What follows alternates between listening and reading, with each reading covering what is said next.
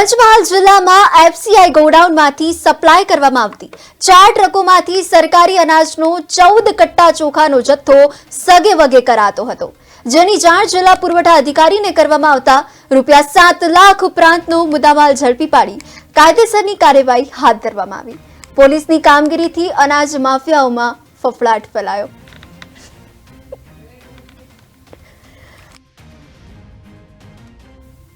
₹7 લાખ ઉપરાંતનો મુદ્દામાલ ઝડપીને વધુ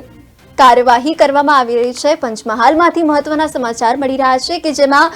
FCI ગોડાઉનમાંથી supply કરવામાં આવતી સરકારી અનાજનો 14 કટ્ટા ચોખાનો જથ્થો સગે વગે કરાયો। ખાતે આવેલ હોટલ અમરદીપ ખાતે 4 ટ્રક અનાજ ભરેલા પડ્યા છે અને એક ટ્રેક્ટર ટ્રોલી પડેલા છે, જે શંકા ઉપજાવે અને સગે વગે કરતા એવું લાગે છે।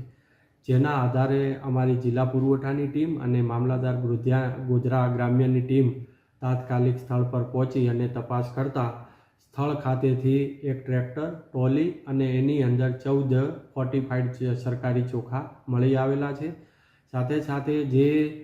ત્યાંના જે ડ્રાઈવર છે, ડ્રાઈવર નાસી છૂટેલા, પરંતુ જે કંડક્ટર છે એ કંડક્ટરને બાતમી હકીકતો પૂછતા જાણવા મળેલ કે અને જે ટ્રાન્સપોર્ટ પાસ આવે છે એ ટ્રાન્સપોર્ટ પાસને જપ્ત કરતા હકીકત મળેલ કે આ જે અનાજનો જે જથ્થો છે 4 ટ્રક જે ભરેલી છે એ 4 ટ્રક છે એ ભામૈયા જે આપણો એફસીઆઈનું ગોડાઉન છે જે 3 જિલ્લાનું ભેગું છે, પંચમહાલ, મહીસાગર અને દાહોદનો। તો આ જથ્થો છે એ ભામૈયા એફસીઆઈ ગોડાઉનથી દાહોદ જિલ્લાના 4 ગોડાઉન જેમ કે ગરબાડા, ઝાલોદ, ધાનપુર અને લીમખેડા, દરેક ગોડાઉનની એક ટ્રક છે એ